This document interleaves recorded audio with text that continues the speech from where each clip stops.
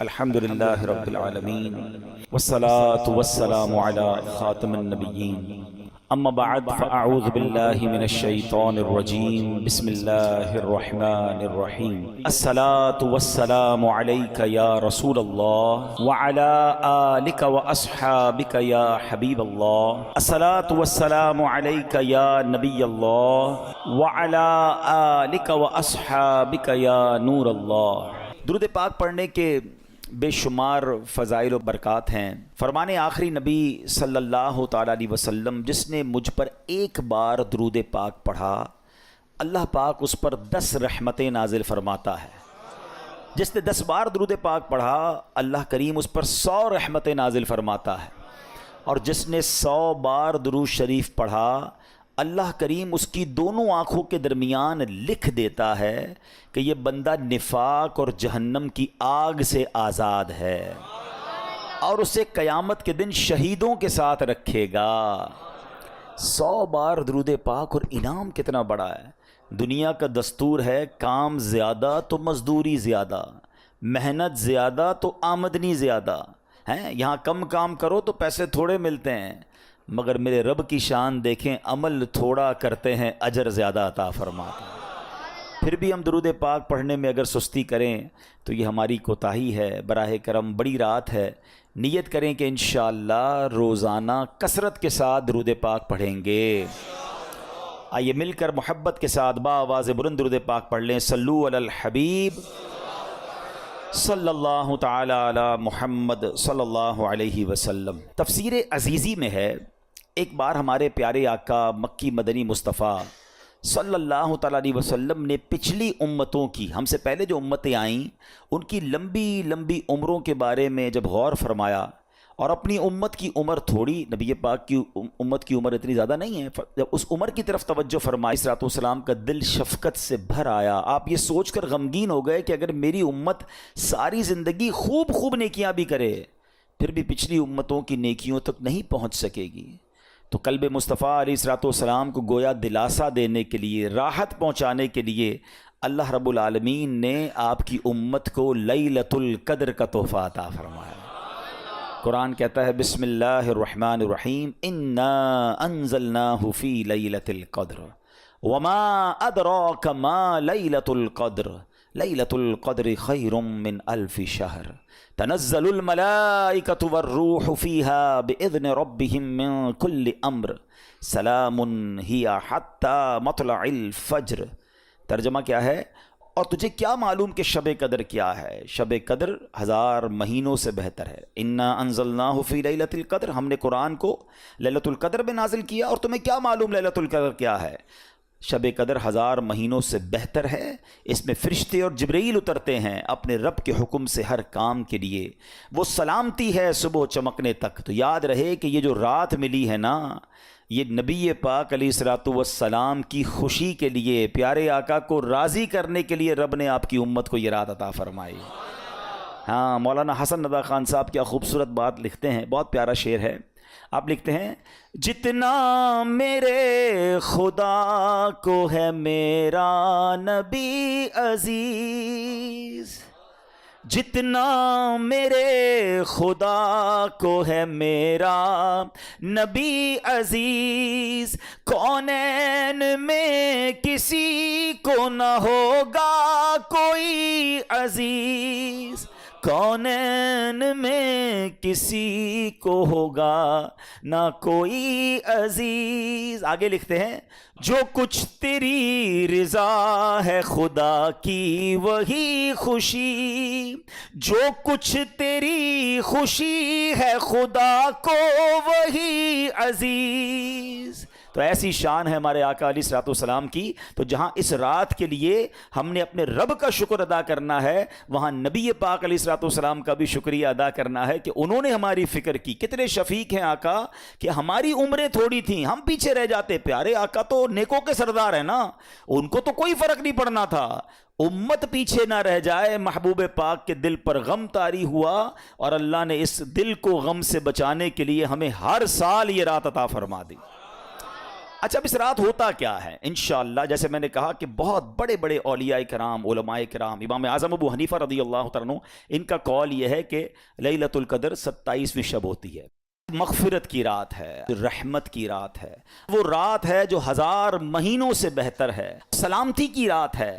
حضرت عبداللہ ابن عباس رضی اللہ تعالیٰ عنہ سے روایت ہے کہ سرکار دو عالم صلی اللہ تعالیٰ علیہ وسلم نے فرمایا جب شب قدر آتی ہے تو اللہ پاک کے حکم سے حضرت جبرائیل علیہ السلام ایک سبز جھنڈا لیے فرشتوں کی بہت بڑی فوج کے ساتھ زمین پر نزول فرماتے ہیں، اس سبز جھنڈے کو کعبہ شریف پر لہرا دیتے ہیں۔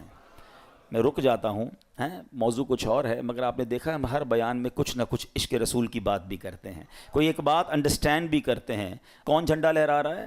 جبریل امین۔ فرشتے کوئی بھی کام اللہ کی مرضی کے بغیر نہیں کرتے، معصوم ہے نا۔ اور جھنڈا کون سا لہرا رہے ہیں؟ کون سے کلر کا ہے؟ سبحان اللہ، اب سمجھداروں کے لیے اشارہ کافی ہے۔ پرچم لگانا، وہ بھی سبز پرچم لگانا اور مبارک ساعتوں میں لگانا، یہ فرشتوں کا طریقہ، یہ اللہ کے حکم سے ہوتا ہے۔ مبارک ہو ان کو جو نبی پاک کی ولادت میں اور آقا کی خوشی میں پرچم لہراتے ہیں۔ ایک اور بات بتا دوں، حدیثوں میں یہ بھی مضمون موجود ہے کہ قیامت کے دن بھی نبی پاک کو پرچم عطا کیا جائے گا، اور وہ پرچم اتنا بڑا ہوگا جو سینکڑوں میل تک، روایتوں میں لکھا کہ گھڑ سوار، ہارس رائڈر، گھوڑا دوڑاتا رہے، جتنا راستہ طے کرے گا اتنا بڑا وہ پرچم ہوگا۔ تو میں کبھی کبھی اس وقت میں سوچنے لگا کہ یہ پرچم کیا کام کرے گا، اتنا بڑا پرچم۔ تو جو حج پہ گئے نا انہیں پتا ہے کہ جب 25-30 لاکھ کا کراؤڈ ہوتا ہے نا تو اپنا خیمہ ڈھونڈنے کے لیے خیمے کے اوپر بلون لگائے جاتے ہیں، بڑے بڑے غبارے ہوتے ہیں یا پرچم ہوتے ہیں، نشانی ہوتی ہے، ہمیں دور سے پتہ چل جاتا ہے یار ہمارا خیمہ وہاں پر ہے۔ ایسا ہی نا جب زیادہ کراؤڈ ہو تو لوکیشن پہچاننے کے لیے اپون دا اسکائی، اونچائی پہ کوئی چیز لگائی جاتی ہے، ٹھیک ہے۔ اب قیامت میں کراؤڈ کتنا ہوگا؟ ابھی تو 25-30 لاکھ حج میں ہوتے تو لگ پتہ جاتا ہے، قیامت میں 800 کروڑ لوگ تو اس وقت دنیا میں ہیں، 8 ارب، یہ بھی سارے ہوں گے، اور حضرت آدم سے لے کر قیامت تک جتنے ہوں گے وہ سب ہوں گے، اب اربوں خربوں لوگ ہوں گے۔ ہم پیارے آقا کو کیسے تلاش کریں گے کہ کہاں ہے نبی پاک؟ ہم گناہگار تو پتہ نہیں کہاں ہوں گے۔ پتہ ہے اس پورے سینیریو کو مولانا حسن رضا خان صاحب برادر اعلیٰ حضرت نے ایک شعر میں بڑا خوبصورت بیان کیا ہے۔ وہ شعر پتہ ہے کیا ہے؟ وہ کہتے ہیں مقام خسرو دیں دور کے غلاموں کو، یعنی نبی پاک کا جو مقام ہے، پیارے آقا کا کہاں قیام ہے، نبی پاک کہاں جلوہ فرما ہے، اگر کوئی دور بھی ہے تو اس کو کیسے پتہ چلے گا؟ مقام خسرو دیں دور کے غلاموں کو لوائے حمد کا پرچم بتا رہا ہوگا۔ تو آقا کا پرچم دیکھ کر پرچم والے پہچان جائیں گے، چلو چلو میرے آقا وہاں پر ہیں۔ ایک روایت کے مطابق ان فرشتوں کی تعداد، آپ کو پتہ ہے کتنے فرشتے آتے ہیں؟ فرمایا ان فرشتوں کی تعداد روئے زمین کی کنکریوں سے بھی زیادہ ہوتی ہے، یعنی پوری دنیا میں جتنے کنکر ہیں نا، انسان تو چھوڑ دیں، ان کنکریوں کی تعداد سے زیادہ فرشتے زمین پر نازل ہوتے ہیں، اور یہ سب سلام و رحمت لے کر نازل ہوتے ہیں۔ حدیث پاک میں آتا ہے حضرت جبریل علیہ السلام کے 100 بازو ہیں، جن میں سے وہ صرف 2 بازو کھولتے ہیں آج کی رات، اور فرمایا 2 بازو مشرق و مغرب میں پھیل جاتے ہیں۔ پھر حضرت جبریل علیہ السلام فرشتوں کو حکم دیتے ہیں کہ جو کوئی مسلمان رات نماز یا ذکر اللہ میں مصروف ہو اس سے سلام اور مصافحہ کریں۔ ہاں، فرشتے مصافحہ کریں گے مسلمانوں سے، جو نماز میں ہوگا، جو عبادت میں ہوگا، اور ان کی دعاؤں پر آمین کہو۔ فرشتوں کو آرڈر کیا ہے کہ لیلۃ القدر جتنے مسلمان عبادت کر رہے ہیں ان سے سلام مصافحہ کرنا ہے، ان کی دعاؤں پر آمین کہنا ہے، اور فرشتے یہ عمل جاری رکھتے ہیں، اور یہ عمل صبح تک جاری رہتا ہے۔ سلام ہی حتی مطلع الفجر، یہ صبح صادق تک جاری رہتا ہے۔ لیلۃ القدر رات سونا نہیں ہے، کچھ اور نہیں، بس دعائیں مانگی جائیں، اللہ سے عرض کرنا ہے، جھولی پھیلانی ہے، مغفرت طلب کرنی ہے۔ پھر نہیں پتا کہ زندگی میں یہ موقع آئے گا کہ نہیں آئے گا۔ مانگ لو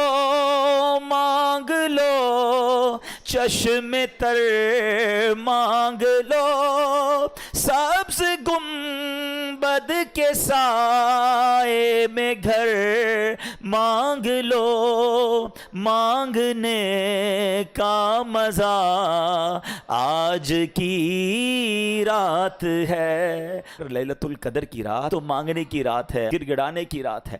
علماء پتہ ایک اور بات کہتے ہیں، ہمیں کیسے پتہ چلے کہ فرشتوں نے ہم سے سلام کیا ہے؟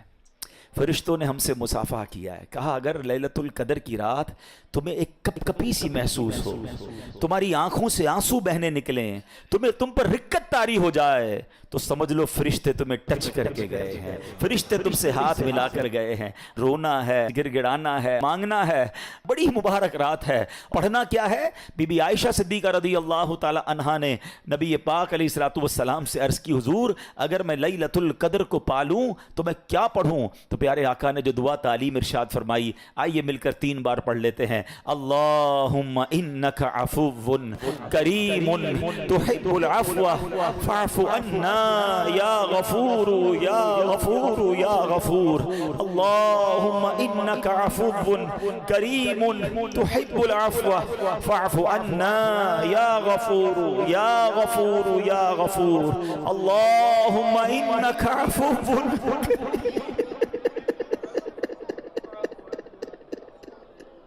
فاعف عنا یا غفور یا غفور۔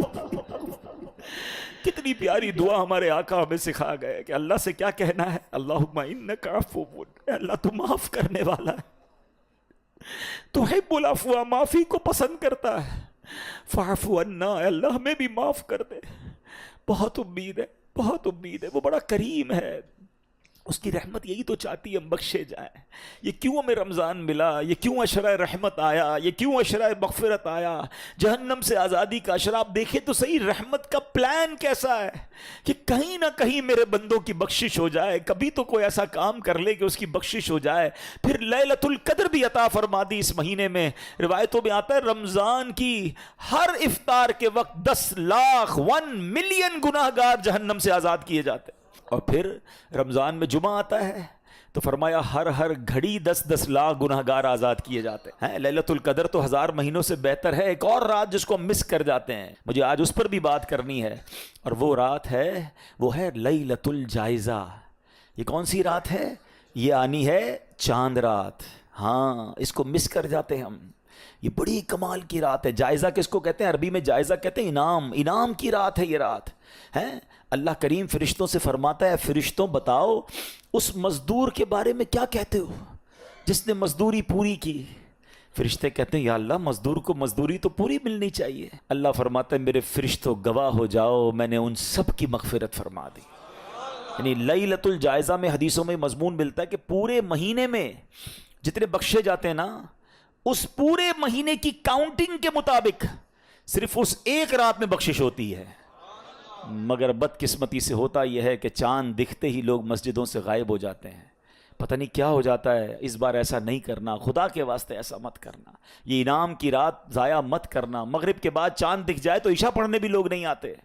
ہم زبان سے تو نہیں کہتے، مگر ہم پریکٹیکلی میسج پتہ کیا دیتے ہیں کہ اے شیطان جب تک تو بند تھا نا تب تک ہم رحمان کے بندے تھے، جب تک ہم اللہ کی مان رہے تھے، جیسے ہی تو آزاد ہوا اب ہم نے اللہ سے تعلق چھوڑا، اب ہم تیرا ویلکم کریں گے، اب تیری باتیں مانیں گے۔ ہم کیا کرتے ہیں؟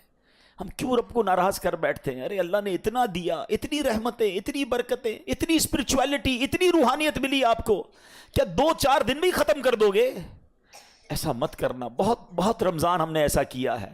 اس بار آ گئے ہو نا رحمت کے گھر میں، اس بار آ گئے ہو نا اللہ کی بارگاہ میں، اب جڑ جاؤ، اب واپس مت جانا۔ خود بتاؤ کتنا لطف ہے۔ اس طرح کا لطف کہیں اور دنیا میں ملتا ہے کہ کریم پتہ ہے کدھر بیٹھے ہیں؟ اس وقت میں اور آپ کریم کے گھر میں بیٹھے، رحمان کے گھر میں بیٹھے ہیں، اور انشاءاللہ وہ کریم ہمیں اسی طرح اپنی بارگاہ میں جنت میں بیٹھنا بھی نصیب فرمائے گا۔ یہ ہم ہیں جو اسے چھوڑ کر چلے جاتے ہیں، اس کی رحمت تو بلاتی ہے، ہم ہیں جو بھاگ جاتے ہیں، ہم ہیں جو دور ہو جاتے ہیں۔ ارے ایسا سکون کہاں ہے دنیا میں؟ مجھے بتاؤ نا۔ میں جانتا ہوں آپ میں سے بہت سارے وہ لوگ ہیں جو 5 اسٹار ہوٹلز میں، 7 اسٹار ہوٹلز میں، بزنس کلاس میں، پتہ نہیں کیا کیا ٹریول آپ نے کیا ہوگا۔ اپنے دل سے پوچھ کر بتاؤ اس وقت جو آپ کے دل پر سکون طاری ہے دنیا میں کہیں اور؟ ہاں، مکے مدینے میں آتا ہے، نماز میں آتا ہے، عبادت میں آتا ہے، اللہ کے گھر میں یہ سکون آتا ہے۔ پھر ہم کیوں چلے جاتے ہیں؟ پلیز اس مبارک رات اللہ سے کچھ وعدے کر کے جانا ہے۔ اس مبارک رات ہمیں رب سے پکی دوستی کر کے جانا ہے۔ وہ پتہ ہے کتنی رحمت والا ہے اور اس کی رحمت کتنی بڑی ہے۔ آئیے میں آپ کو ایک واقعہ سناتا ہوں۔ آپ کو پتہ ہوگا کہ حضرت حمزہ نبی پاک علیہ الصلوۃ والسلام کے چچا ہیں، ہیں سید الشہداء، اور یہ اتنے عزیز چچا ہیں. اگر حضرت حمزہ رضی اللہ تعالیٰ عنہ سے نبی پاک کا جو لیول آف لو اور رسپیکٹ اور کنیکشن تھا نا وہ کچھ اور تھا. اب ہم عمر بھی تھے، نبی پاک کی عمر اور آپ کی عمر میں اتنا فرق بھی نہیں تھا. اچھا آپ کو شہید کیا گیا اور وہ شہید بھی بڑی بے دردی سے کی اور آپ کا کلیجہ چبایا گیا اور کا طویل داستان ہے. مگر آپ کو ٹارگٹ کر کے جو شہید کرنے والا تھا نا وہ کون تھا پتہ ہے؟ اس کا نام تھا وحشی. ٹھیک ہے، اب نبی پاک علیہ الصلوۃ والسلام کا دل دیکھیں، پیارے آقا کی براڈ مینٹالٹی دیکھیں اور اللہ کی رحمت دیکھیں. نبی پاک علیہ الصلوۃ والسلام نے وحشی کے پاس ایک قاصد بھیجا. اس واقعے کے کچھ عرصے کے بعد ایک میسنجر بھیجا اور کہا کہ جاؤ وحشی کو اسلام کی دعوت دو. دشمن، چچا کو قتل کرنے والا، مگر دل دیکھیں کہ یہ بھی کسی طرح اسلام میں آ جائے. ہیں اب ذرا نیگوشیشن دیکھیے گا. ہونا کیا چاہیے؟ لاجک یہ کہتی ہے کہ بندہ کہے یار مجھ جیسے گناہ گار کو اتنی بڑی آفر، چلو یار اسلام قبول کر لیتا ہوں. مگر وحشی نے عجیب سا جواب دیا. ہیں وہ کہتے ہیں کہ آپ یہ کہتے ہیں، اپنے نبی کو کہو کہ آپ تو یہ کہتے ہیں کہ جس نے کسی جان کو قتل کیا، اللہ کا شریک ٹھہرایا، زنا کیا، تو قیامت کے دن اس کے لیے تو عذاب دگنا کر دیا جائے گا اور وہ ہمیشہ اس میں رہے گا. میں نے تو یہ سارے کام کیے ہیں، تو کیا میرے لیے کوئی رخصت ہے؟ مطلب یہ ساری لسٹ تو میں نے کر کے بیٹھا ہوا ہوں. اسلام کی دعوت جاری ہے اور وہ اپنی طرف سے ایک ڈیمانڈ کریٹ کر رہا ہے. تو نبی پاک علیہ الصلوۃ والسلام نے جب یہ پیغام سنا نا تو اللہ کریم کی طرف سے قرآن کی یہ آیت نازل ہوتی ہے. دیکھو میرا رب کیسا رحیم ہے. ارشاد ہوتا ہے الا من تاب وآمن وعمل صالحا. ترجمہ کیا ہے؟ مگر جو توبہ کرے اور ایمان لائے اور اچھا کام کرے. یعنی اللہ بخش دیتا ہے اسے جو توبہ کر لے، ایمان لے آئے اور اچھے کام کرے. تو جب یہ دوبارہ آیت بھیجی گئی کہ دیکھو اللہ نے آیت نازل کر دی ہے، اگین قاصد جاتا ہے کس کے پاس؟ وحشی کے پاس، کہ اللہ کی طرف سے یہ میسج آ گیا ہے. تو وحشی کہتا ہے یہ شرط تو بڑی سخت ہے، ممکن ہے میں اس پہ عمل نہ کر سکوں، ٹھیک ہے ایمان لے آؤں گا، مگر بعد میں اچھے کام نہ کر سکوں تو پھر میرے لیے کیا حکم ہوگا؟ اس کے علاوہ کوئی رخصت ہے؟ کوئی اور میرے لیے فلیکسیبلٹی ہے؟ اللہ اکبر. آپ دوبارہ اگر شاید سینیریو میں جو سمجھانا چاہ رہا ہوں کہ نیگوشیشن کس سے ہو رہی ہے؟ جس نے پہلے ہی بہت زیادہ ہرٹ کیا ہوا ہے، جس نے پہلے ہی ان کو معاف کر دینا ہی بڑی بات تھی، مگر نیگوشیشن ہو رہی ہے. وہ کہتا ہے اور کوئی رخصت ہے؟ میں کیسے اچھے کام کروں؟ ضروری تو نہیں اچھے کام کروں، نہیں بخشا گیا پھر مارا جاؤں گا. تو اب جب نبی پاک علیہ السلام کے پاس یہ میسج پہنچتا ہے تو قرآن کی ایک اور آیت نازل ہوتی ہے. بے شک اللہ اسے نہیں بخشتا جس نے اس کے ساتھ کفر کیا، اور کفر سے نیچے جو کچھ ہے اللہ جسے چاہے معاف کر دیتا ہے. یعنی کفر نہ ہو، شرک نہ ہو، اللہ جسے چاہے معاف کر دیتا ہے. اگین یہ آیت وحشی کے پاس بھیجی گئی. دیکھو ایک اور پیغام آ گیا، ایک اور میسج، ایک اور فلیکسیبلٹی. ہائے ہائے ہائے. پتہ کیا کہتا ہے؟ کہتا ہے اس میں بھی تو ایک آپشن ہے نا، اللہ جسے چاہے بخش دے. کیا پتہ میری مغفرت نہ ہو؟ کوئی اور رخصت ہے تو بتائیں. سوچ رہے ہیں بات؟ اب انڈرسٹینڈ کر رہے ہیں کیا نیگوشیشن کا لیول ہے؟ کوئی اور بات ہے تو بتائیں. اس پہ بھی تو رب نے یہی فرمایا نا، اللہ جسے چاہے بخش دے. ہو سکتا ہے میری بخشش نہ ہو، میں نہ بخشا جاؤں، پھر کیا ہوگا؟ اللہ اکبر. ابھی بھی مجھے شبہ ہے جب یہ میسج گیا نا تو اب قرآن کی ایک اور آیت نازل ہوتی ہے. ہائے ہائے ہائے، میں رب کی عطا پر قربان جاؤں، رب کی رحمت پر قربان جاؤں. ارشاد ہوتا ہے، اب اس کا ترجمہ سنو اور ایمان تازہ کر لو. فرمایا تم فرماؤ اے میرے وہ بندوں جنہوں نے اپنی جانوں پر زیادتی کی، اللہ کی رحمت سے نا امید نہ ہو، بے شک اللہ سب گناہ بخش دیتا ہے، بے شک وہی بخشنے والا مہربان ہے. وحشی کہتے ہیں ہاں اب مجھے اطمینان ہو گیا، اب مجھے ریلیکس ہو گیا. اللہ اکبر. وہ کلمہ پڑھ کر مسلمان ہو گئے. اے میرے پیارے اسلامی بھائیوں، اب ذرا سوچیے، آپ کو پتہ ہے حضرت وحشی کو اب رتبہ کیا مل گیا؟ ایمان لائے نا. کس کی بارگاہ میں آ کر؟ نبی پاک کی بارگاہ میں آ کر. اللہ کے نبی کو ایمان کی حالت میں دیکھا. صرف اسلام نہیں ملا، صرف مغفرت کی گارنٹی نہیں ملی، بلکہ حضرت وحشی کو صحابی ہونے کا درجہ بھی مل گیا. اب ہم ان کے نام کے ساتھ حضرت وحشی رضی اللہ تعالیٰ لکھیں کیونکہ وہ اسلام لے آئے، اور اسلام لانے کے بعد پچھلے سارے گناہ معاف ہو جاتے ہیں. اللہ اکبر. مگر ایک اور کمال پتہ ہے کیا ہوا؟ جب یہ سب کچھ ہو گیا نا تو اب ایک صحابی رسول نے عرض کی حضور یہ حکم صرف وحشی کے لیے ہے؟ یہ جو آفر تھی یا قرآن کی آیتیں نازل ہوتی گئیں، کیا یہ حضرت وحشی کے لیے یہ ہے؟ یہ سارے مسلمانوں کے لیے ہے؟ سنو میرے آقا فرماتے ہیں یہ تمام مسلمانوں کے لیے ہے. ہائے ہائے ہائے، اس خوبصورت واقعے سے یہاں نبی پاک کا جو اوپن ہارٹ ہے، نبی پاک کی جو براڈ مینٹالٹی ہے، نبی پاک کی جو معافی اور درگزر ہے، وہ بھی سیکھنے کو مل رہا ہے کہ اپنے چچا کو شہید کرنے والے کو کسی طرح مسلمان کر لوں، وہ ایمان لے آئے، ارے کچھ بھی کر کے اس کے لیے باقاعدہ آفرز کریٹ کی جا رہی ہیں۔ یہ کیسا دل گردہ ہے، اور ہم اس نبی علیہ الصلوۃ والسلام کے امتی ہو کر چھوٹی چھوٹی باتوں پر دشمنیاں لگائے بیٹھے ہیں، رشتہ داریاں کاٹے بیٹھے ہیں، اپنے دوستوں سے اپنے رشتہ داروں سے نہیں ملتے ہیں۔ ایسا نہ کریں۔ دیکھیں یہ اسلام ہے، اور پھر اس کے بعد اللہ کی رحمت تو دیکھو کہ رب نے کیا کیا ارشاد قرآن میں فرما دیے، لا تقنطوا من رحمت اللہ، اے میرے بندوں میری رحمت سے مایوس نہ ہونا، اللہ سارے گناہ معاف فرما دیتا ہے۔ تو اگر آج ہم بھی گناہ گار ہیں، اگر آج ہم بھی خطا کار ہیں، تو ہمیں اپنے رب کی رحمت سے امید رکھنی ہے۔ سبحان اللہ۔ اور پھر اللہ کی رحمت سے مایوس نہیں ہونا۔ ایک اور واقعہ سنیے، حضرت سیدنا زید بن اسلم رضی اللہ تعالیٰ عنہ سے مروی ہے، کہتے پہلی امت میں ایک شخص کثرت سے اپنے نفس پر سختی کرتا تھا اور لوگوں کو رحمت الہی سے مایوس کرتا تھا۔ جب اس کا انتقال ہوا تو کسی نے خواب میں دیکھا کہ وہ اللہ عز و جل کی بارگاہ میں حاضر ہے اور عرض کر رہا ہے، اے میرے رب میرے لیے تیری بارگاہ میں کیا اجر ہے؟ تو بارگاہ الہی سے جواب ملا، آگ۔ کس کو کہا جا رہا ہے؟ جو بہت عبادت کرتا تھا لیکن لوگوں کو ڈراتا تھا، اللہ کی رحمت سے مایوس کرتا تھا، فرمایا تیرے لیے آگ ہے۔ کہ یا اللہ میری عبادت میری ریاضت وہ کہاں گئی؟ تو فرمایا تو دنیا میں لوگوں کو میری رحمت سے مایوس کرتا تھا، آج میں تجھے اپنی رحمت سے مایوس کر دوں گا۔ لا تقنطوا من رحمت اللہ، اللہ کی رحمت سے مایوس نہیں ہونا ہے۔ اے میرے پیارے اسلامی بھائیوں، ابن ماجہ کی حدیث ہے، حضرت ابو ہریرہ رضی اللہ تعالیٰ اس حدیث کے راوی ہیں، سرکار دو عالم علیہ الصلوۃ والسلام کا فرمان مغفرت نشان ہے، اگر تم اتنی خطائیں کرو کہ وہ آسمان تک پہنچ جائیں پھر توبہ کرو تو اللہ عز و جل ضرور تمہاری توبہ قبول فرمائے گا۔ ہائے ہائے کیسا مالک ہے ہمارا۔ سنیے ایک اور جگہ اللہ کے حبیب علیہ الصلوۃ والسلام فرماتے ہیں، بے شک اللہ عز و جل رات کے وقت اپنا دست قدرت پھیلا دیتا ہے تاکہ دن میں گناہ کرنے والوں کی توبہ قبول فرمائے، اور دن میں اپنا دست قدرت پھیلا دیتا ہے تاکہ رات کے وقت گناہ کرنے والوں کی توبہ قبول فرمائے، یہاں تک کہ سورج مغرب سے طلوع ہو۔ یاد رکھیے توبہ کا دروازہ کھلا رہتا ہے، یہ ایک وقت آئے گا قیامت سے پہلے، جب تک وہ وقت نہیں آئے گا نا توبہ کا دروازہ کھلا ہے۔ اور وہ وقت پتہ ہے کیا ہے کہ جو سورج ہے یہ مشرق سے طلوع ہوتا ہے نا، اور ویسٹ میں ایسٹ سے نکلتا ہے اور ویسٹ میں غروب ہوتا ہے۔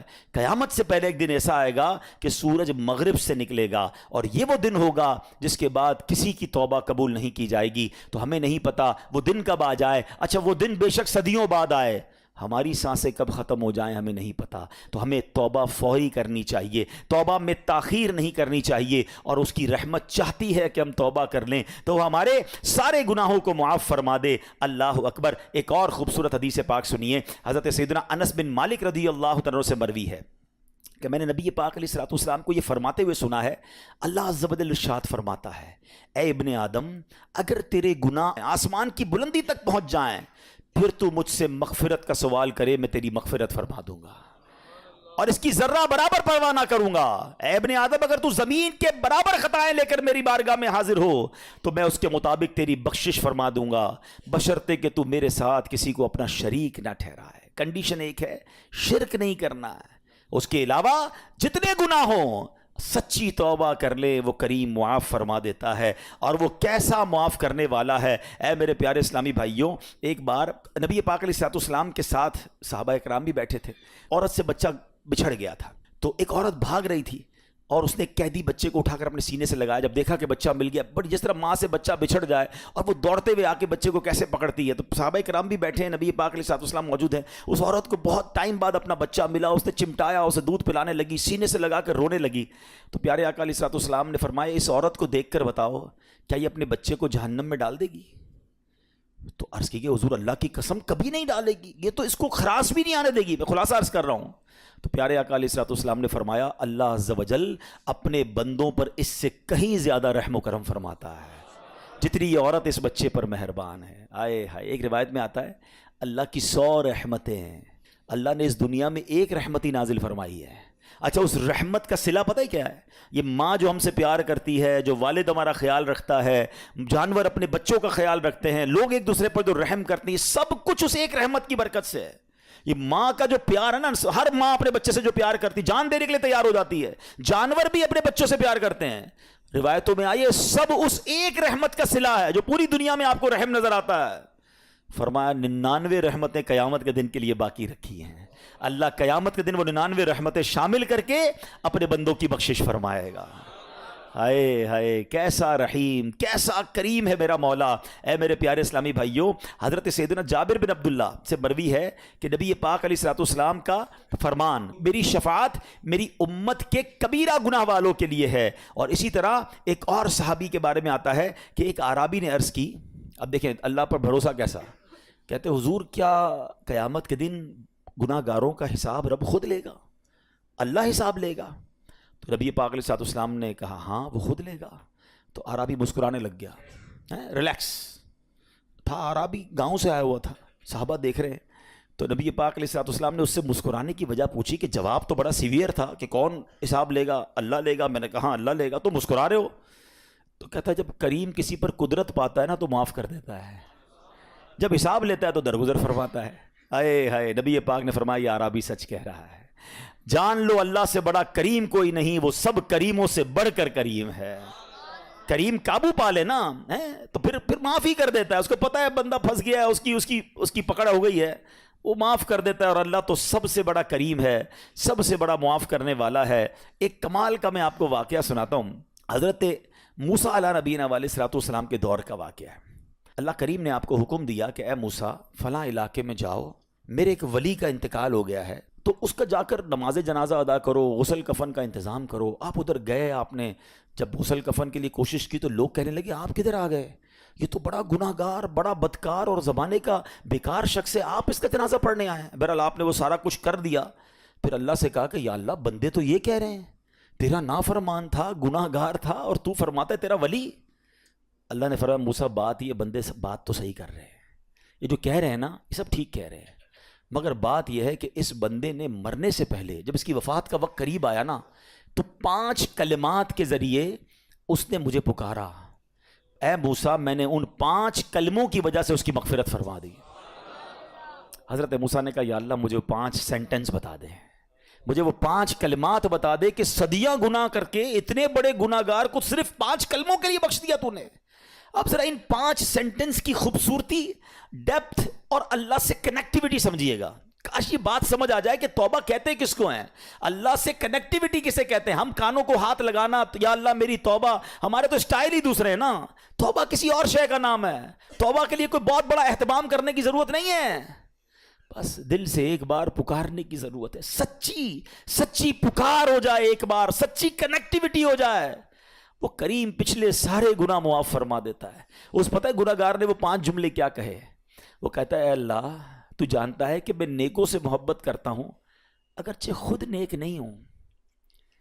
ذرا سوچئے، میں خود نیک نہیں ہوں مگر تو جانتا ہے مجھے نیکوں سے پیار بڑا ہے. دوسرا سینٹنس کیا تھا؟ یا اللہ تو جانتا ہے میں گناہ گاروں سے بغض رکھتا ہوں، فاسقوں سے بغض رکھتا ہوں حالانکہ میں خود گناہ گار ہوں. سمجھ رہے بات کو؟ اپنے گناہوں کا اعتراف، اقبال جرم ہے. بندے کو کہو تو گناہ گار، بولتا ہے میں کدھر گناہ گار بھائی، مجھ سے بڑا تو نیکی کوئی. ہم تو پہلے یہی ماننے کے لیے تیار نہیں کہ میرے گناہ کتنے ہیں. اللہ کی بات دنیا سے چھپا لو، اللہ سے چھپتا نہیں کچھ. ادھر اقبال کریں، ادھر مانیں، ایکسیپٹ کریں. ہاں دنیا کی عدالت میں اگر ہم کہیں جا کے اپنا جرم ایکسیپٹ کر لیں سزا سنائی جاتی ہے.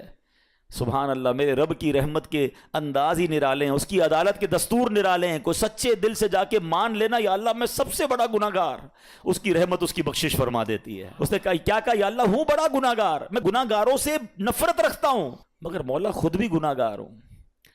تیسرا جملہ کیا تھا؟ یا رب اگر مجھے معلوم ہو جائے نا کہ میرے جنت میں داخل ہونے سے تیری ملکیت میں کوئی کمی آ جائے گی تو پھر میں تیری جنت کا کبھی تجھ سے سوال نہیں کروں گا، کیونکہ مجھے پتا ہے تیری جنت بہت بڑی ہے. مجھے داخل کر کے تیرا کچھ بھی نہیں جانا، تیرا کچھ نہیں جانا، میرا بیڑا پار ہو جانا ہے. تو پھر میں تجھ سے کیوں نہ مانگوں؟ مجھے بخشنے میں تیرا کیا جائے گا؟ تو کریم، تیری جنت بہت بڑی، تیری رحمت بہت بڑی. تو یا اللہ مجھے اگر یہ معلوم ہو جائے کہ مجھے جنت میں داخل کرنے سے تیری ملکیت تھوڑی ہو جائے گی پھر میں جنت نہیں مانگوں گا. چوتھا سینٹنس کیا تھا؟ یا رب اگر مجھے معلوم ہو جائے کہ میرے جہنم میں داخل ہونے سے تیری ملکیت میں اضافہ ہو جائے گا تو میں جہنم سے تیری پناہ بھی نہیں مانگوں گا. اگر جہنم میں ڈالنے سے تیری ملکیت میں، تیرے ملک میں اضافہ ہو رہا ہے تو پھر مجھے ڈال دے جہنم میں راضی ہوں، مگر مجھے پتا ہے کہ مجھے جہنم میں ڈالنے سے تیری ملکیت میں کوئی اضافہ نہیں ہوگا، تو ویسے ہی مالک ہے، تو ویسے ہی خالق ہے، سب کچھ تیرا ہے۔ اور آخری جملہ سنیے، وہ کیا کہتا ہے؟ یا رب اگر تو مجھ پر رحم نہیں کرے گا تو پھر کون کرے گا؟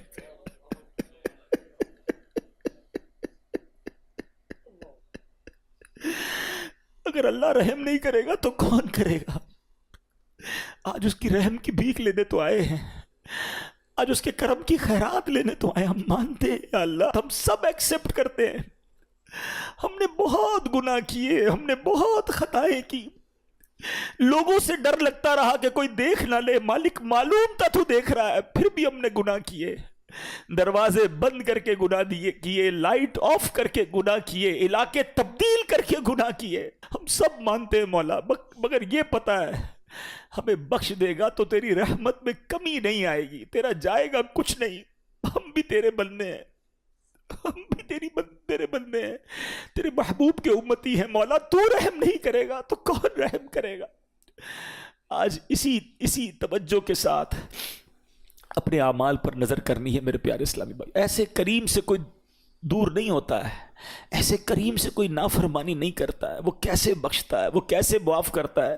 میں نے کہا نا، ایک لمحے کی کنیکٹیوٹی چاہیے۔ حضرت عمر کا دور ہے اور ایک شرابی شراب کی بوتل لیے جا رہا ہے، حضرت عمر نے دیکھ لیا، کہ بتاؤ اس میں کیا ہے؟ اب مجھے بتائیے، شراب کی بوتل ہے ہاتھ میں، حضرت عمر سامنے ہے، حضرت عمر کی عدالت ہے، آپ کا دبدبہ ہے، آپ کا ایک خوف ہے، آپ کا ایک رولنگ سسٹم ہے، اسے پتا ہے میں پکڑا گیا تو گیا، ریڈ ہینڈ گیا، اب تو آج مارا جاؤں گا۔ ڈرتے ڈرتے کہتا ہے حضور یہ سرکہ ہے، شراب کی بوتل میں کیا ہے؟ سرکہ ہے۔ حضرت عمر کہتے ہیں مجھے دکھاؤ۔ اب پلیز ٹرائی ٹو انڈرسٹینڈ کہ کتنا فرق ہوگا اس بندے اور حضرت عمر میں، اور یہ کتنی سیکنڈ کی کانورزیشن ہوگی۔ دیر از نو بگ کانورزیشن، کوئی زیادہ ٹائم ہی نہیں تھا۔ دیکھو یہ ہے توبہ۔ وہ بندہ دل ہی دل میں اللہ سے پتہ کیا کہتا ہے؟ اللہ آج بچا لے، آج عمر کے سامنے ذلیل ہونے سے بچا لے، مالک وعدہ کرتا ہوں آج کے بعد شراب نہیں پیوں گا۔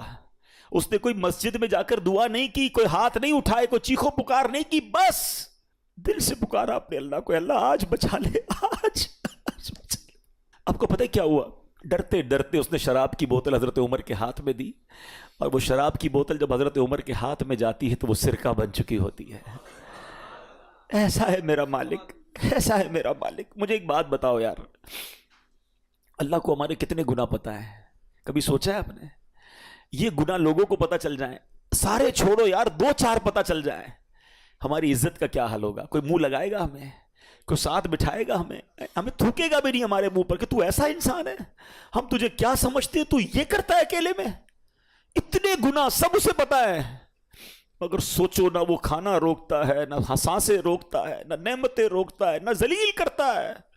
ارے ایسے کریم سے کوئی غداری کرتا ہے، کوئی ایسے کریم کی نافرمانی کرتا ہے، کوئی ایسے کریم کو چھوڑ کر جاتا ہے، کوئی اس کی عبادت سے منہ موڑتا ہے۔ ذرا سوچو تو صحیح ہم کر کیا رہے ہیں۔ خدا کی قسم رب سے محبت کرو، وہ بڑا کریم ہے۔ دیکھو نا کتنے عیب چھپائے، ہمیں عزتیں بھی دے رہا ہے۔ وہ پنجابی شاعر کہتے ہیں نا، ایک گناہ میرے ماں پیو ویکھن مینوں عمری منہ نہ لاویں، ایک گناہ میرے ماں پیو ویکھن مینوں عمری منہ نہ لاویں، لکھ گناہ میرا مالک ویکھے وہ پھر بھی پردے پاوے۔ دنیا میں 1-2 خطائیں ہو جائیں باپ باپ گھر سے نکال دیتے ہیں، ایسا نافرمان بیٹا نہیں چاہیے۔ اللہ کو تو سب پتہ ہے نا۔ میرے پیر و مرشد لکھتے ہیں نا اپنے کلام میں، تجھے تو خبر ہے میں کتنا برا ہوں، تجھے تو خبر ہے میں کتنا برا ہوں، تو عیبوں کو میرے چھپایا الہی، تو عیبوں کو میرے چھپایا الہی، بنا دے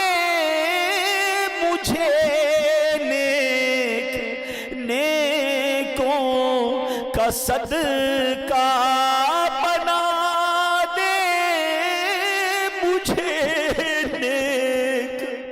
نیکوں کا صدقہ، گناہوں سے مجھ کو بچایا الہی، گناہوں سے مجھ کو بچایا الہی۔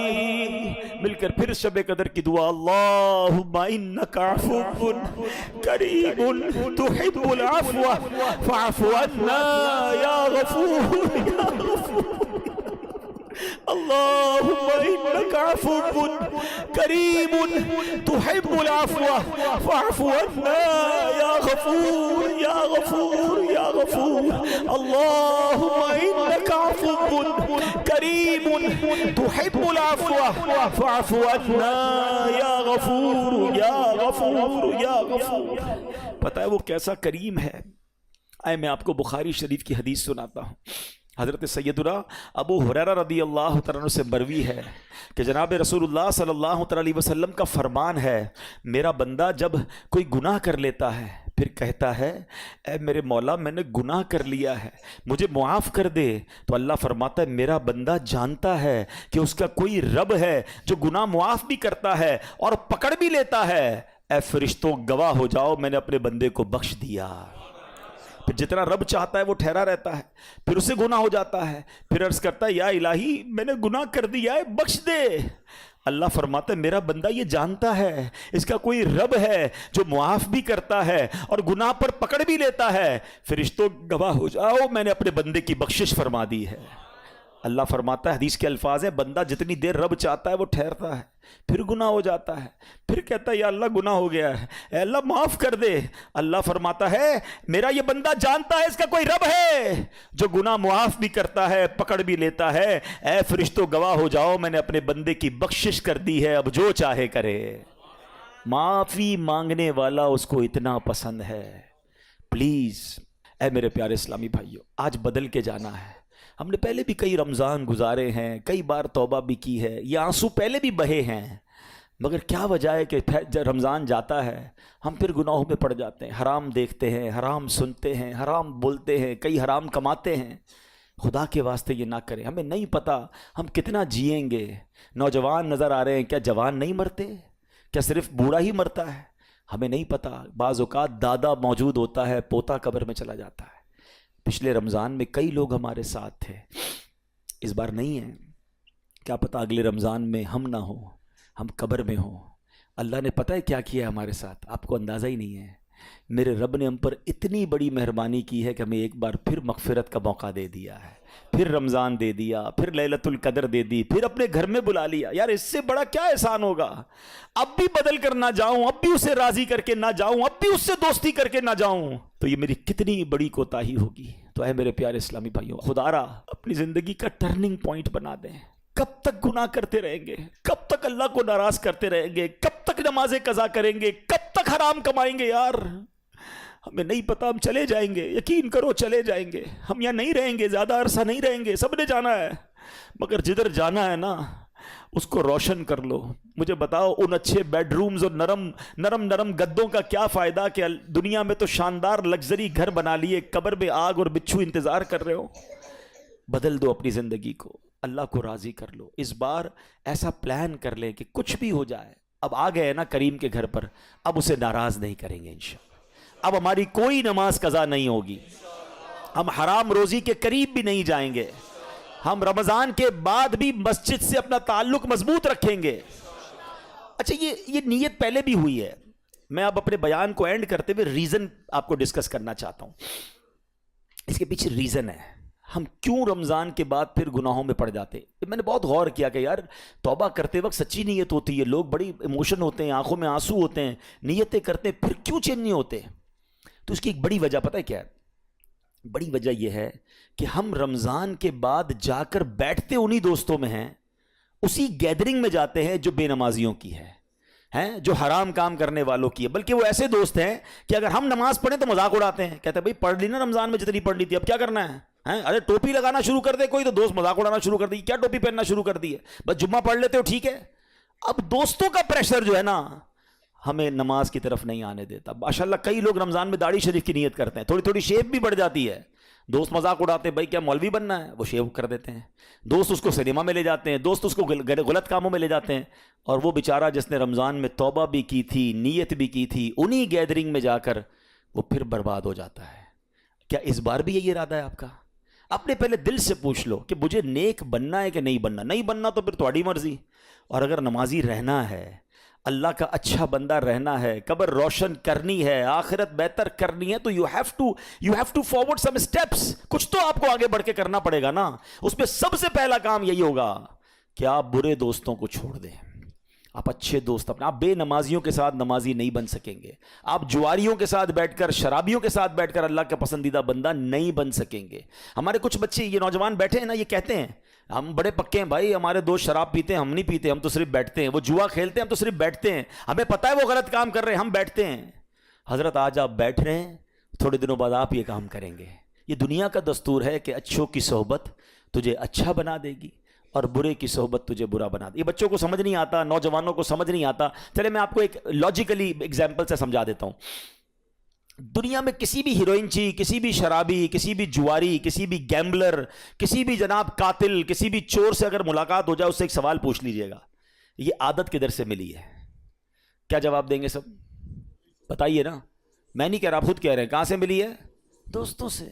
کوئی ایک نہیں کہے گا کہ جناب برتھ ڈے کے دن امی نے گفٹ میں جو مجھے نا چرس کا سگریٹ دیا تھا کہ بیٹا آج برتھ ڈے گفٹ ہے، یا ابو نے پستل لا کے دی تھی بیٹا یہ جاؤ چوری شروع کر دو.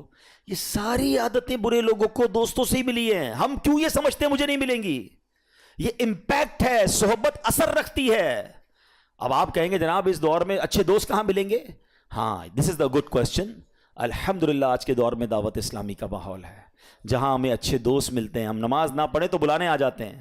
آپ مدنی قافلوں میں سفر کریں، آپ دعوت اسلامی کے اجتماعات میں آئیں، آپ فیضان مدینہ جانا شروع کریں تاکہ ہماری کنیکٹیوٹی رہے، ہم آتے رہیں، ہم مسجد سے جڑے رہیں. اور ایک آخری بات کر لیتا ہوں، ایک فارمولہ دے دیتا ہوں. اگر آپ پنکچول رہنا چاہتے ہیں نا نماز میں، عید کے بعد بھی، تو میں آپ کو ایک فارمولہ آج دے دیتا ہوں. دیکھیں ایک بات یاد رکھیں، شیطان چھوٹے گا چاند رات کو. جب وہ چھوٹے گا نا، اس کا ایک ہی ٹارگٹ ہوگا.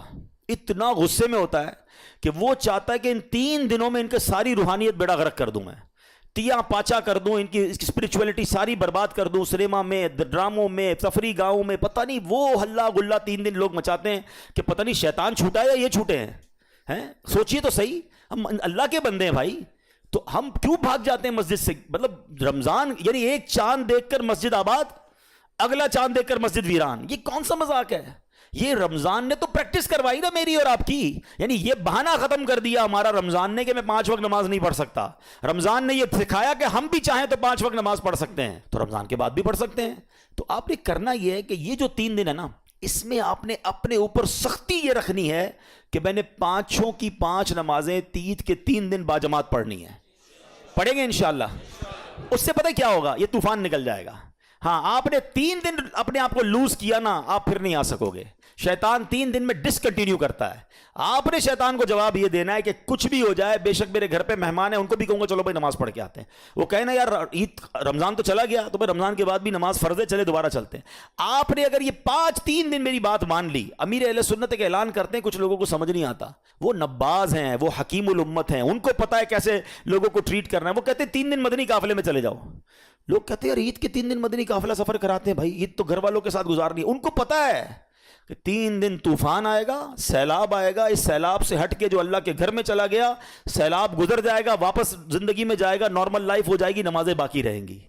تو واقعی ایسا ہے، اگر 3 دن اپنے آپ کو اپنے گناہوں سے بچا لیا، نمازوں کی پابندی کی، آپ انشاءاللہ دعا دیں گے آپ کی نماز جاری رہے گی، آپ کا انشاءاللہ گناہوں سے بچنا جاری رہے گا. ان 3 دنوں میں گناہوں کے سیلاب میں بہنا نہیں ہے. اللہ پاک ہم سب کو اس عید پر بھی، لیلۃ الجائزہ میں بھی اپنی خوشی والے کام کرنے کی توفیق عطا فرمائے. ہم مسلمان ہیں، ہماری عید بہت پاکیزہ ہونی چاہیے. یاد رکھیے اسلام میں سیلیبریشن کا کوئی منع نہیں ہے، خوشی کا کوئی منع نہیں ہے. اچھے کپڑے پہنیں، اچھے کھانے کھائیں، بچوں کو عیدی دیں، فیملی کے ساتھ ٹائم گزاریں، دوستوں کے ساتھ دعوت کھائیں، ایوری تھنگ از اوکے. ہر چیز میں ایک بات یاد رکھ لیں، ایک آخری بات کہہ دوں. شیطان نے نا ہمارے ساتھ ایک اور گیم کی ہے، بڑی عجیب گیم کی ہے. شیطان نے ہمارے ساتھ گیم یہ کی ہے کہ ہم جب بھی خوشی مناتے ہیں نا، whenever we try to celebrate something, ہر خوشی میں شیطان نے اللہ کو ناراض کرنے والا کام ایڈ کروا دیا ہے. اب مجھے پہلے ایک بات بلند آواز سے بتائیں گے، خوشی دینے والا کون ہے؟ دولت دینے والا کون ہے؟ گھر دینے والا کون ہے؟ شادی کے لیے رشتہ ہمارے گھر پر بھیجنے والا کون ہے؟ شادی ہو گئی اس کے بعد اولاد دینے والا کون ہے؟ یہ ساری خوشیاں دینے والا اللہ. عقل مند کون ہوگا کہ جو خوشی دے اس کا شکریہ ادا کرے؟ دنیا بھی یہ کہتے ہیں نا، آپ کو کوئی گفٹ دے آپ اس کو جزاک اللہ کہتے ہیں یار اتنا اچھا گفٹ دیا، اس کو ناراض نہیں کرنا. ہمیں شیطان نے اتنی بڑی بے وقوفی میں ڈالا ہے کہ جب جب اللہ کوئی خوشی دیتا ہے ہم ہر خوشی میں اللہ کو ناراض کرتے ہیں. آپ کہیں کیسے؟ چلیں ابھی بتاتا ہوں آپ کو. شادی ہوتی ہے، کتنی مشکل سے ہوتی ہے، پوچھو ان ماں باپ سے جن کے بچوں کے رشتے نہیں آ رہے. آپ کے گھر میں شادی ہوئی، کون سا گناہ ہے جو شادی میں لوگ نہیں کرتے؟ ناچ گانے ڈھول تماشے میوزک بے پردگی. اب تو وہ ہو رہا ہے جو زبان سے بھی ادا نہیں ہو پا رہا. ہوتا ہی نہیں ہوتا. لوگوں سے کہو یار کیا کر رہے ہو؟ خوشی میں چلتا ہے. خوشی میں نہیں چلے گا، خوشی چلی جائے گی، کیونکہ خوشی رب نے دی ہے نا. اگر وہ ناراض ہو گیا تو تمہاری خوشی چلی جائے گی. ہم نے دیکھا ہے 2-2 کروڑ روپے شادی پہ خرچ کیے، پتہ نہیں کانسرٹ کیے، ہنگامے کیے، ڈھول تماشے کیے، فائر ورکس کیے، اور آ کر تھوڑے دنوں بعد کہتے ہیں حضرت دعا کرے بچی سسرال میں خوش نہیں ہے، 4 سال ہو گئے اولاد نہیں ہے. تم نے اللہ کو ناراض کرنے میں کوئی کسر چھوڑی تھی؟ قرآن کہتا ہے لَإِن شَكَرْتُمْ لَأَزِيدَنَّكُمْ، تم میرا شکر ادا کرو میں تمہیں اور عطا کروں گا. اچھا اولاد دی اللہ نے، بڑی دعائیں کی، اللہ نے بچہ دے دیا. بچے کی برتھ ڈے میں کیا کرتے ہیں؟ کیا قرآن خوانی نہیں ہو سکتی؟ کیا نعت خوانی؟ کون کہتا ہے کیک نہ کاٹیں بھائی، کیک کھلائیں دوستوں کو، بلائیں فیملی کو، لیکن اس میں ڈھول تماشا کدھر سے آ گیا؟ میوزک کدھر سے آ گیا؟ بے پردگی کیوں شامل کی؟ ہمیں اندازہ ہی نہیں ہے ہم اللہ کو کیسے ناراض کر رہے ہیں. ہر خوشی پہ اللہ نے نیا گھر دیا، نئے گھر کی پارٹی کرنی ہے، دوستوں کو بلانا ہے، ادھر بھی ناچ گانے کرنے ہیں، ادھر بھی جوا ہونا ہے. اچھا جناب نیا بزنس شروع ہو رہا ہے. مجھے تو یہ سمجھ نہیں آتا کہ تمہیں نیا پلازا شروع کرنے کے لیے، نیا بزنس شروع کرنے کے لیے میوزیکل شو رکھنے کی کیا ضرورت ہے؟ کیا اب لڑکیاں دکھا کر میوزک دکھا کر تمہارے اپارٹمنٹ بکیں گے؟ کیا آپ کا شاپنگ سینٹر ناچ گانے کے بغیر شروع ہی نہیں ہو سکتا؟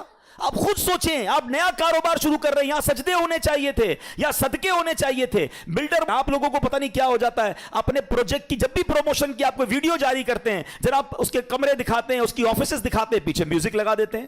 ہر بندہ آپ کی ویڈیو دیکھے گا، آپ کو حرام کا گناہ ملے گا. آپ رب کو ناراض کر رہے ہیں، کیا وہاں کوئی اچھا سا کلام لگا دیں؟ یعنی عقل نہیں ہے کہ ہم ہر خوشی میں، ہر اسٹارٹ اپ میں، ہر بار اپنے رب کو ناراض کر رہے ہیں، اور پھر ہم کہتے ہیں ہماری نعمتوں کو نظر لگ گئی، کاروبار ٹھپ ہو گیا، بچے خوش نہیں ہیں. ہم نے کسر کیا چھوڑی ہے؟ دنیا کا دستور ہے یار گفٹ دو، اور اگر سامنے والا شکریہ نہ دے ہم آئندہ گفٹ نہیں دیتے. ہم اللہ کو الٹا ناراض کرتے ہیں ہر خوشی میں. پلیز عید بھی خوشی ہے، اللہ نے دی ہے، کرے نا خوشیاں. مزہ کیا ہے کہ میں اپنی عید بھی مناؤں، اللہ کے 2 بندوں کو بھی عید کے تحفے دے کر ان کی بھی خوشیاں بڑھا دوں. لیکن نہیں، مجھے تو ناراض کرنا ہے اللہ کو. نمازیں قضا کرنی ہے، بے حیائی کرنی ہے، فلمیں ڈرامے گانے باجے. ارے بھائی اسٹوروں پہ میوزک چلنا، ایسا لگتا ہے شیطان کا استقبال ہو رہا ہے. 1 مہینے سے بند تھا، چلو بل کے ویلکم کرتے ہیں. نہ کریں ایسا. ہم یہ بہت بڑی غلطی کر رہے ہیں. لاجک بھی یہ کہتی ہے، عقل بھی یہ کہتی ہے کہ جب اللہ عطائیں بڑھائے ہم سجدے بڑھائیں، ہم شکر بڑھائیں، ہم صدقے بڑھائیں. ہو کیا رہا ہے؟ وہ عطائیں بڑھاتا ہے، ہم خطائیں بڑھاتے ہیں. تھوڑے پیسے تھے، تھوڑے گناہ تھے. زیادہ پیسے ہوئے، ارے یار میں تو انتظار کر رہا تھا پیسے آ جائیں، اب اپنے سارے ارمان پورے کروں گا، اب ساری عیاشیاں کروں گا. وہ رب نے تمہیں اس لیے دیے تھے. سوچیں، عقل یہ کہتی ہے ادھر سے عطائیں بڑھتی رہیں، ادھر سے سجدے شکرانے بڑھتے رہیں. بہت کچھ کہہ گیا میں، عقل مندوں کے لیے اشارہ کافی. ایک جملہ اگر میرے ساتھ دہرا لو، میرے دل میں بہت دکھی ہوں اس معاملے میں. ایک جملہ آج آپ اگر لے جائیں، نوجوان بھی لے جائیں، یہ بچے اسٹینڈ لو نا کہ میری شادی میں اللہ کو ناراض نہیں کروں گا. اپنے ماں باپ کو کہو کہ میں شادی کے بعد لائف آپ نے گزارنی ہے، چند دوستوں کو خوش کرنے کے لیے کر لو گے ہلا گلا، نہ فنکشن اور نہ ناراضگی، اللہ والے کام. بعد میں زندگی تو تم اپنی وائف کے ساتھ گزارو گے، اولاد نہ ہوئی اور خوشیاں نہ ملی تو کیا کرو گے؟ تو میں آج ایک جملہ دینا چاہتا ہوں. آج کے بعد میں ہمیشہ ایسے خوشی مناؤں گا کہ میں بھی خوش، میرے گھر والے بھی خوش، اور خوشیاں دینے والا میرا مالک بھی خوش. کریں گے ایسا؟ عقل بھی یہ کہتی ہے یار. اور آئندہ ایک اور انشاءاللہ کا بلند نعرہ دل سے کہ آج کے بعد ایسی کوئی خوشی نہیں مناؤں گا جس میں خوشی دینے والے رب کو ناراض کروں. صلو علی الحبیب.